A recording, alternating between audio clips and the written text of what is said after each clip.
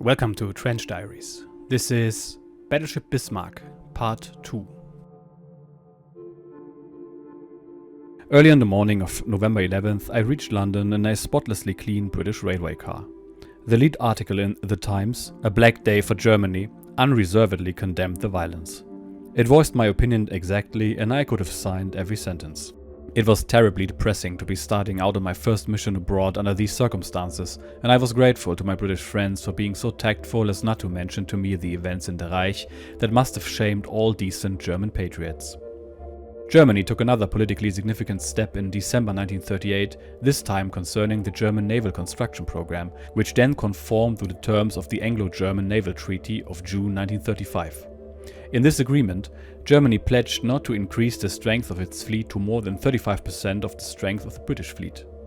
This percentage applied not only to the total strength of the fleet, but to individual ship categories as well.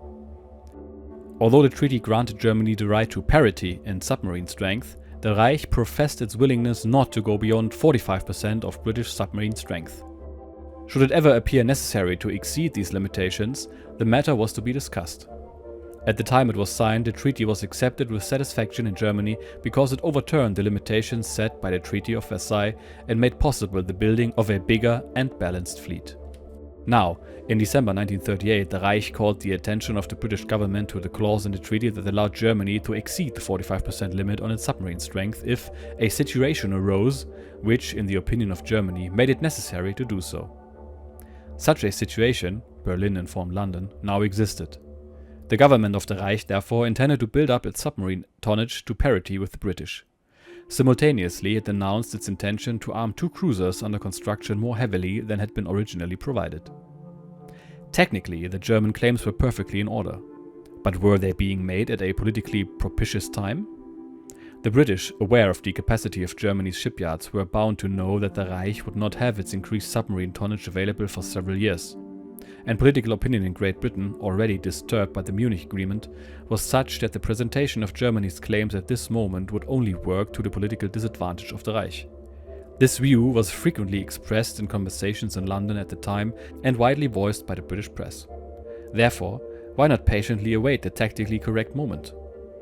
It was actions such as this that made it possible to read aggressive intent into everything Germany did, even when it was not there. The next crisis came in the spring of 1939, and it was a serious one. In mid-March, Hitler forced the Czech government to conclude a treaty making the provinces of Bohemia and Moravia a German protectorate. In violation of the Munich Agreement, he then occupied that area and incorporated it into the Reich. Czechoslovakia, as such, disappeared from the map. This action shook Europe like an earthquake. It is evident, Trowbridge wrote in his diary on 17th of March, that Chamberlain's policy of appeasement is now gone by the board, and all Sir Neville's work, Sir Neville Henderson, who is the British ambassador to Germany, gone west too. I saw him at the embassy this afternoon, pacing up and down his study like a caged lion, using quarterdeck language. I'm not surprised. His rather too optimistic telegrams of a month ago, we all thought them a bit too much, have now been shown to be complete nonsense. The British government and public were the hardest hit. The policy of appeasement towards Germany appeared to be shattered once and for all. Therefore, many circles of British society avoided all contact with official representatives of the Reich. For the first time, Hitler's act of force was not taken quietly in London. Germans were no longer allowed to set foot in the Czechoslovakian embassy building, and it now served the newly organized Czechoslovakian government in exile, which immediately recognized the former British diplomatic representative in Prague. The German embassy tried desperately to find a way of interpreting the event to its host country. I realized that a political turning point had been reached. At the end of March, I attended a social gathering aboard HMS Calliope. This venerable sailing ship was used for training the Tyne Division of the Royal Navy Volunteer Reserve. Her home port was Newcastle. The affair was to commemorate the 50th anniversary of the Samoan hurricane of 1889, which the Calliope had been fortunate enough to survive. Because some German and American fighting ships were also caught in the storm, the naval attachés of both countries were invited to the ceremony. The American attaché was represented by his assistant, Lieutenant Robert Lord Campbell, with whom I traveled to Newcastle. On the way, I wondered what effect events in Czechoslovakia would have on the gathering aboard Calliope. I need not have worried. I had a pleasant evening of good comradeship, only slightly dampened by Germany's treatment of its new protectorate. In his welcoming address, the British host spoke of troublous times but did not go into particulars, and the evening's planners saw to it that no one else spoke. "It's a shame," Campbell said to me afterwards. "I had thought of a few things to say and would have been more than happy to do so." I could not exactly share his regret. I also remembered Campbell because of the increasingly intense verbal attacks that his loathing of National Socialism occasionally led him to launch against the Reich. During a casual conversation one day, he suddenly changed the subject and very aggressively upbraided me for the harsh conditions that our imperial government had imposed on Russia in the so-called Peace of Brest-Litovsk in March 1918. After he had finished his remarks, which were delivered like an oration, I tried, although I did not have the historical details in my head, to ground our conduct at the time on the need to safeguard ourselves in the East so long as the war was still underway in the West. I hardly convinced him of that, and, indeed, I myself had known for a long time that our territorial annexations and demands for indemnities had turned out to be highly unwise. But as a national-minded German with a sense of political obligation to Germany toward the outside world, I had chosen to give a substantive answer in preference to the immature alternative, recently become fashionable in such cases, of referring to the fact that I was 7 years old at the time and as such demonstrably devoid of civic responsibility. Only a month after the events in Prague, more alarming diplomatic signals came from Berlin. In his speech to the Reichstag on April 28th, Hitler gave notice that he was cancelling 2 treaties: the German-Polish Non-Aggression Pact of 1934 and the Anglo-German Naval Treaty of 1935. Hitler had convened the Reichstag on this date basically to answer a note from President Franklin Roosevelt, in which on April 15th the latter had proposed certain common steps for the preservation of world peace. First, however, Hitler devoted himself to European affairs, including relations with England, which he attacked sharply. He referred to a remark Prime Minister Chamberlain had made following the German march into Prague that trust could no longer be placed in Germany's promises, and accused England of a policy of encircling Germany which violated the provisions of the naval agreement. He had decided to notify the British government of this today. Trowbridge had seen the cancellation of the naval agreement coming for some time. In his diary entry for March 19th, he wrote, "The German papers have now concentrated their counterattack on England in the usual familiar fashion and hint at tearing up the naval agreement. This I think quite likely, and it may well be followed by our breaking off diplomatic relations. A treaty more or less means nothing to this country, and I have consistently reported that the Anglo-German naval agreement would go west when the moment was ripe." On April 30th, Hitler tore up the Anglo-German Naval Treaty, which was little surprise to me, and also his Treaty of Non-Aggression with Poland. So the decks are cleared. I do not think there is any doubt that he intends to settle the Polish corridor question in the very near future. The British people are undoubtedly fed up with Hitler and would, I believe, be ready, even to the extent of going to war, to put an end to a situation which is altogether intolerable. The Germans have their 2 motorized divisions close to the Polish frontier. In Great Britain, the cancellation of the naval treaty was seen as the prelude to an unrestrained expansion of the German fleet, while that of the pact with Poland appeared to augur another dangerous political adventure. Hitler had switched the course of European affairs into another track.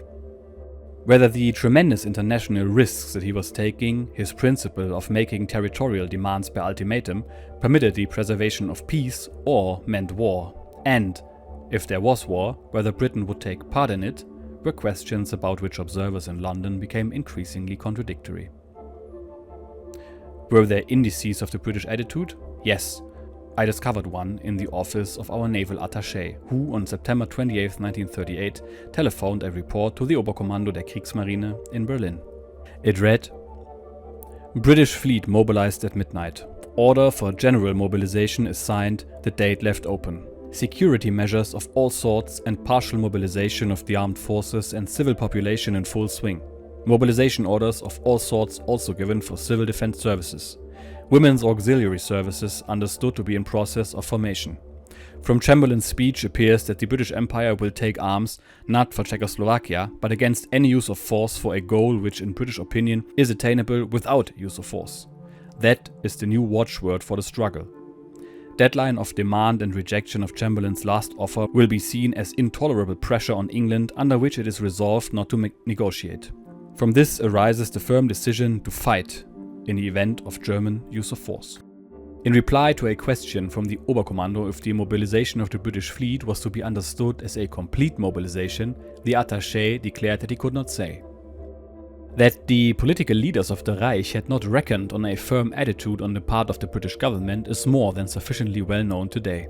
Such a view was again communicated to me, although quite peripherally, on September 1st, 1939, when the staff officer assigned to the staff of the Mervik Naval School, Fregattenkapitän Heinrich Rufus, shouted, apparently from the deepest conviction, to the midshipmen assembled on the parade ground on the occasion of the outbreak of war, that he did not believe Great Britain and France would declare war on Germany.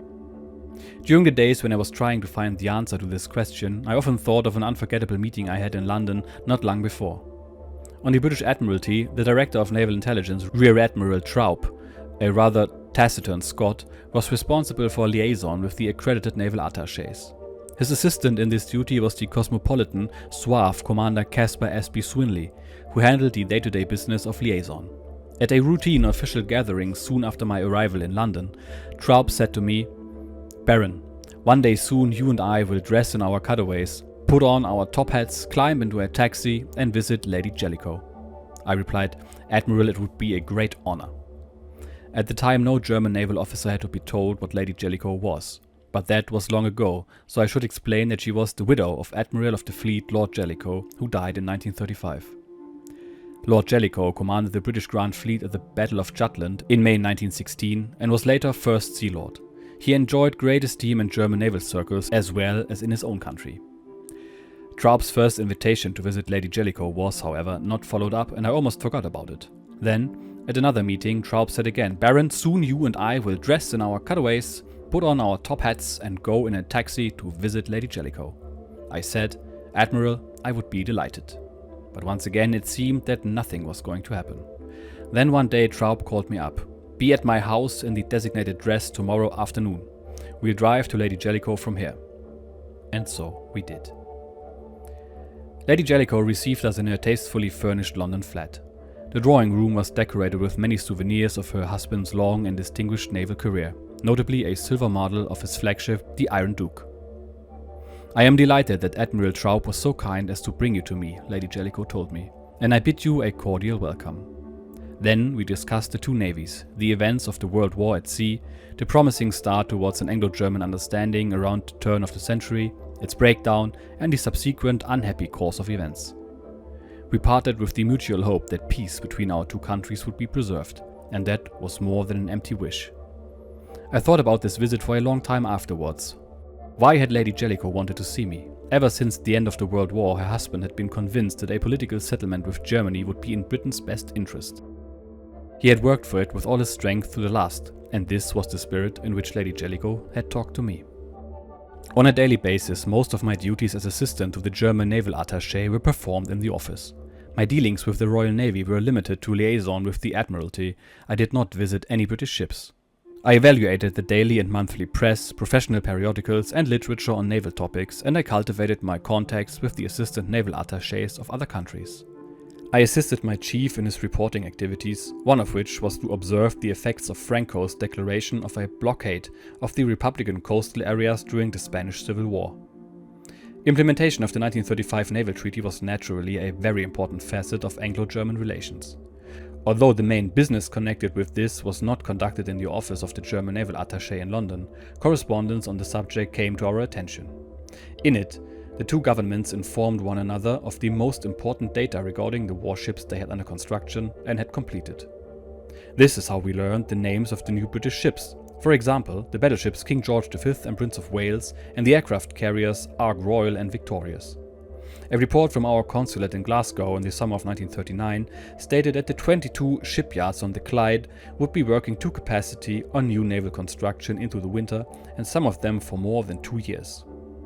When the Prince of Wales was launched at Birkenhead on May 3, 1939, the London agency of the German News Bureau reported, "This morning in Birkenhead, the battleship Prince of Wales left the stocks, christened by the sister of the King.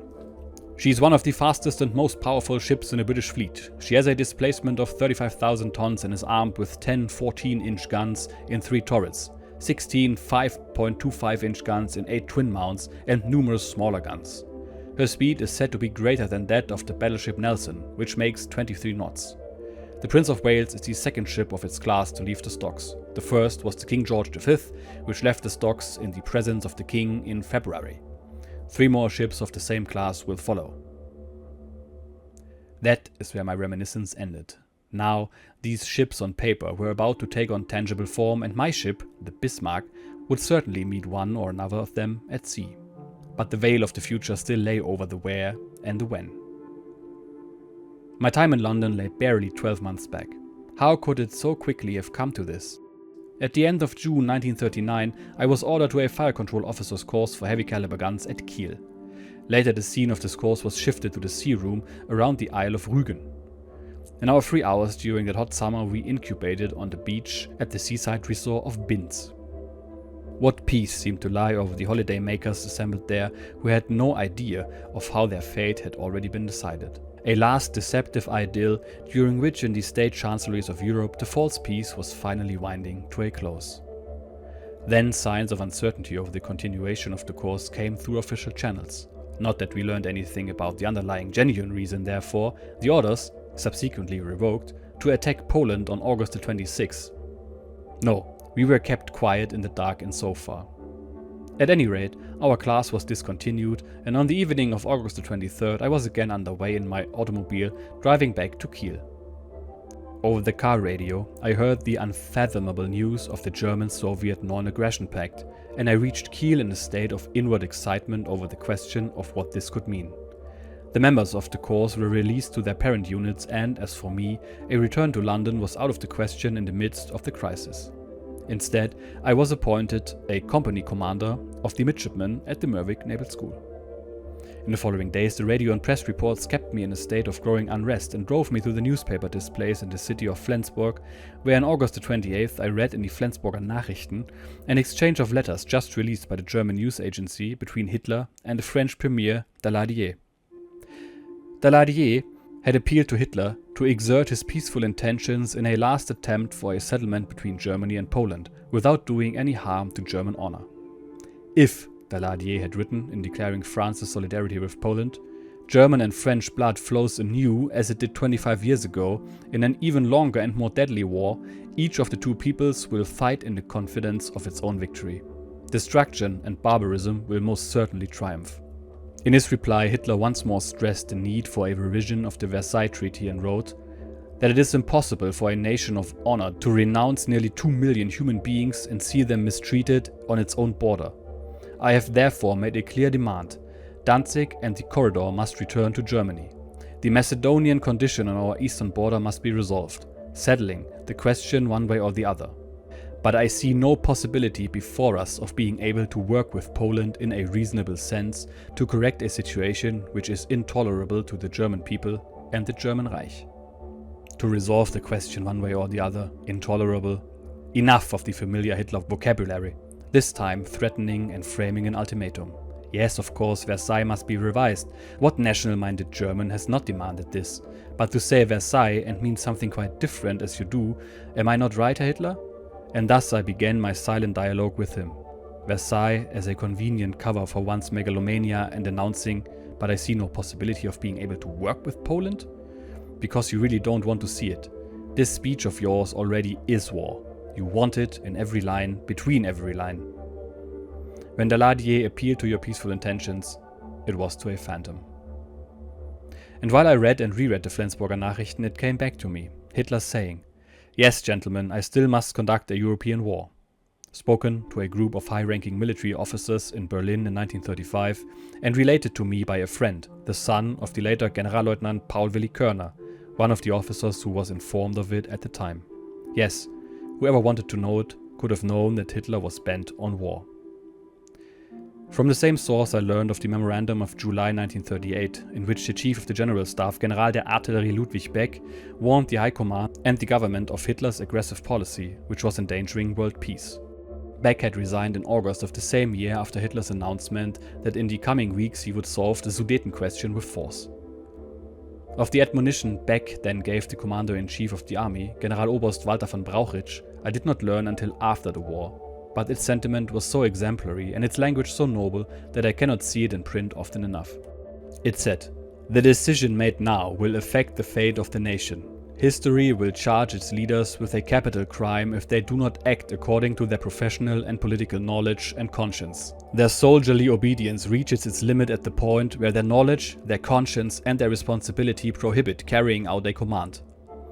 If in such situations their counsel and their warnings do not receive a hearing, they have the right and the duty before the people and before history to resign from their offices.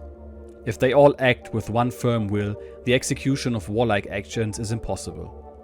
They have thereby saved their fatherland from the worst, from ruin. It is lack of stature and recognition of the task when a soldier in a high position in such times sees his duties solely in the restricted framework of his military tasks, without becoming aware that his highest responsibility is to the whole people. Extraordinary times call for extraordinary actions. But there was no other suitable high-ranking officer of Beck's stature in the Wehrmacht. These are very famous words by General Beck and a good point at which we will end this episode. General Beck committed suicide on July 20, 1944, after the famous and failed attempt to assassinate Hitler, which he was part of. His words have become statute in the present-day German army, where you are forbidden to obey unlawful orders. Now, as you can see from Burkard's experience, the tension between Germany and the other European nations has been rising and then finally culminated in the German invasion of Poland on September 1st, 1939. For Burkard, this was especially devastating, as he was a friend of the nation of Great Britain, just like myself, as you know, which declared war in turn. We shall see what happens when he starts his service aboard Bismarck in the next episode, and I will see you then. Cheers! Remember, if you like this episode and want to do me a favor, like, comment, subscribe. I read every single comment and I appreciate your support.